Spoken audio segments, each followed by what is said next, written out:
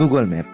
ছোট বড় আমরা সবাই কম বেশি এই জিনিসটার সাথে পরিচিত। দেখেন, গুগল ম্যাপ আমাদের এক জায়গা থেকে অন্য জায়গায় যেতে রাস্তা দেখিয়ে হেল্প করে থাকে। কিন্তু গুগল ম্যাপে আরো এমন কিছু ফিচার রয়েছে যেগুলো জানার পর আপনিও বলবেন, क्या बात है सर, क्या बात है सर। তো গাইজ, নিশ্চয়ই বুঝে গেছেন আজকের ভিডিও কি নিয়ে হতে চলেছে। তো আর দেরি না করে চলুন ভিডিওতে ঝাঁপিয়ে পড়ি। তার আগে বলে রাখি, যারা এখনো টেক বিডি চ্যানেলটিকে সাবস্ক্রাইব করেন নাই, তারা চ্যানেলটিকে সাবস্ক্রাইব করে পাশে থাকা বেল আইকনটি প্রেস করে দিবেন। আর হ্যাঁ, ভিডিওটি আপনার উপকারী মনে হলে অবশ্যই একটি লাইক দিতে ভুলবেন না। ধরুন আপনি কোনো এক জায়গায় বেড়াতে গিয়ে রাস্তা হারিয়ে ফেললেন। গুগল ম্যাপ বের করতে গিয়ে দেখলেন আপনার মোবাইলে এমবি নেই। তখন আপনার রিয়াকশন,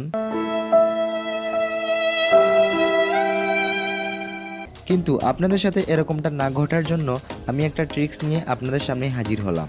সেটি হচ্ছে অফলাইন ম্যাপ। এটার মাধ্যমে আপনি যেই জায়গায় যেতে চান বা আপনার এলাকার ম্যাপ ডাউনলোড করে রাখতে পারেন। তো তার জন্য আপনি আপনার প্রোফাইলে আসবেন, অফলাইন ম্যাপ নামক একটি অপশন দেখতে পাবেন, সেখানে ক্লিক করবেন। সিলেক্ট ইওর ওন ম্যাপ, এখানে ক্লিক করবেন এবং এখান থেকে আপনি আপনার এরিয়াটা সিলেক্ট করে দিবেন।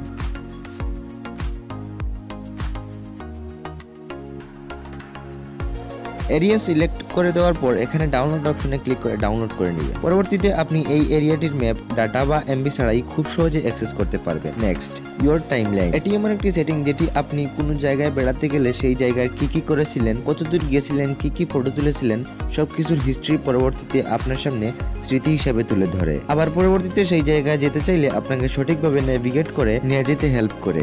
সেটিংসটি বা আপনার হিস্ট্রিগুলো দেখার জন্য আপনাকে আপনার গুগল ম্যাপ ওপেন করে আপনার প্রোফাইলে চলে যেতে হবে। প্রোফাইলে আসার পর এখানে ইওর টাইমলাইন নামে একটি অপশন দেখতে পাবেন, সেখানে ক্লিক করবেন। সেটিংসটি ওপেন করার পর দেখেন টুডে লেখা আছে। আজকে আমি কোথাও যাই নাই, যার কারণে এখানে কিছু দেখাচ্ছে না। তো আমি যদি এখন টুডের উপরে ক্লিক করি তাহলে আমার পুরো ক্যালেন্ডার ওপেন হয়ে যাবে। আমি এই মাসের 14, 15, 16 এই 3 দিন কোথাও বেড়াতে গিয়েছিলাম, যার কারণে এগুলো নীল দেখাচ্ছে। এখন দেখেন, আমি যদি 16 তারিখের উপর ক্লিক করি তাহলে আমি 16 তারিখ কোথায় গিয়েছিলাম সেটি আমার সামনে শো করে দিবে। আমি ওই জায়গায় গিয়ে কোনোরূপ ফটো তুলি নাই। আমি যদি ফটো তুলতাম তাহলে এখানে আমার সামনে সেটাও শো করে দিত। চাইলে আপনারা এই সেটিংসটি অন করে রাখতে পারেন। আই হোপ এই সেটিংসটি আপনারা অনেক এনজয় করবেন।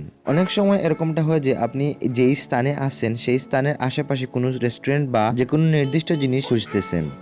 আপনি চাইলে এই সাজেশন বার থেকে খুব সহজেই সেটা খুঁজে নিতে পারেন।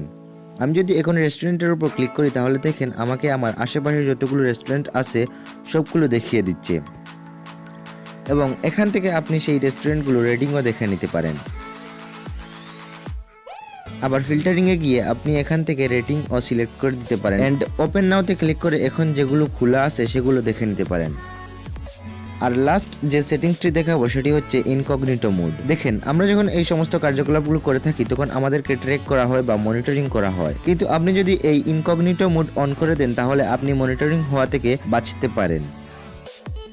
তার জন্য আপনি আপনার প্রোফাইলে যাবেন, টার্ন অন ইনকগনিটো মোড, এখানে ক্লিক করবেন। একটু টাইম নিতে পারে, ওয়েট করবেন। তো এখন আপনি নিরাপদে গুগল ম্যাপ ইউজ করতে পারেন।